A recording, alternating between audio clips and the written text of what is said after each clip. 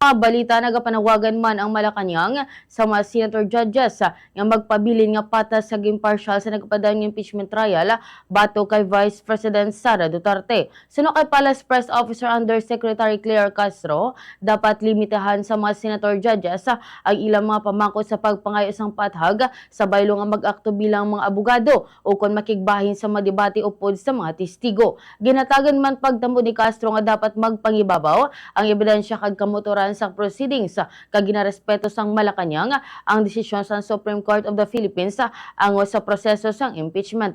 Dugang pa niya nga ang salabton sa paggamit sang pondo yara hindi lamang sa Special Disbursing Officer kundi yara man sa pangulo sang ahensya.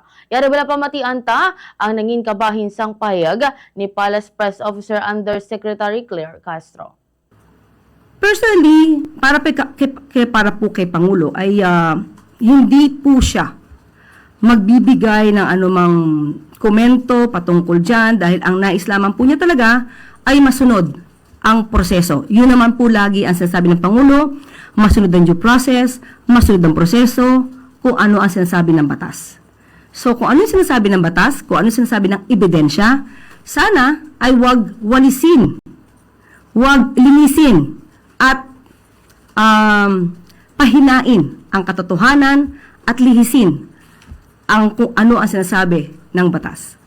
Marami po kasing lumalabas sa impeachment ayon sa PCO na nag-aaktong mga lawyer na hindi dapat dahil dapat maging impartial, manatiling walang bias ang mga senator judges.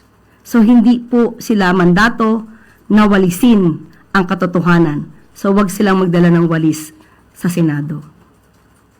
Thank you, ma'am.